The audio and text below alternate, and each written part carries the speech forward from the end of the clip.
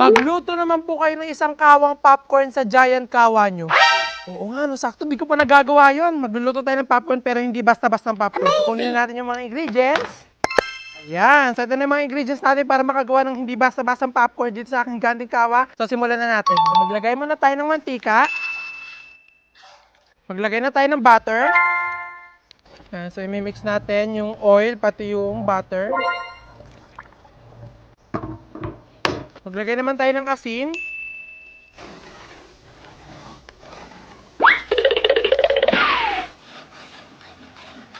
Okay na to.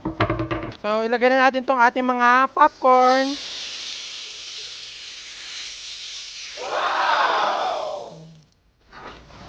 Tapos haluin natin.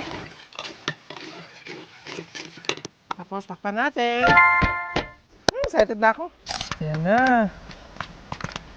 Yun na, nagpa-fireworks na. Ayan na. Aray, oo nga pala.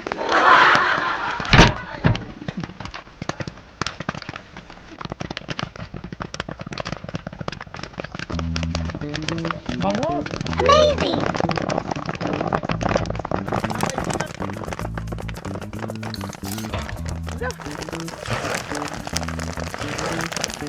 Ayan na.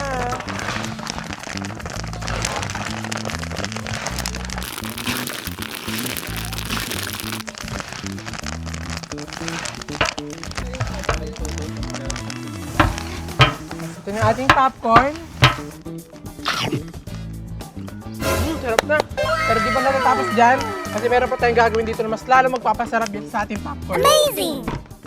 At hindi nga lang po basta-basta ng popcorn nga lang po yung gagawin nga natin kasi ang gagawin nga po natin dito ay chocolate popcorn. Kaya agad-agad ko na nga po pinagbubuksan ito mga malalaki nga natin chocolate at dali-dali ko na siya nilagay dito sa ating stainless bowl para talaga matunaw na natin siya. At pagkatunaw nga po nitong chocolate nga natin, naglagay na nga lang po ako dito ng all-purpose cream at maya-maya nga lang din ay ganito na nga yung itsura niya. At talagang takam na nga ako dito sa itsura nga ng chocolate nga natin kaya hindi na nga ako magpapatumpik-tumpik pa at ilalagay na natin siya dito sa ating isang kawang popcorn. Wow. At nung naibuhos ko na nga po yung chocolate natin dito sa ating popcorn, nagpatulong na nga rin ako sa paghahalo dito para talaga ma-mix namin sila ng maayos. At hindi pa nga po natatapos yung ilalagay natin dito sa ating hindi basta-bastang popcorn kasi lalagyan pa natin ito ng chocolate powder. Kasi kadalasan nga po kasi kapag kumakain tayo ng popcorn, talagang maalat lagi yung flavor niya, cheesy. Kaya talagang iniba ko dito sa ating kakaibang popcorn, talagang ginawa ko siyang matamis. At talagang dinamihan ko nga po yung nilagay ko dito ng chocolate powder para talagang sobrang sarap nitong popcorn natin. Ayan. So tikman natin kung anong lasa. No, sarap. Chocolate. At talagang tagumpay nga po yung ginawa natin dito sa ating popcorn kasi nakuha ko nga po yung lasa na gusto kong maging lasa dito. Talagang sobrang nga ako nasarapan. At dahil sobrang dami nga po nito, talagang hindi nga po ito lahat para sa amin at ipamimigay din natin itong mga popcorn. At saktong-sakto nga kasi hapon na nga sa mga oras nga na to. Ito nga yung magiging merienda nga ng mga pagbibigyan natin mga bata.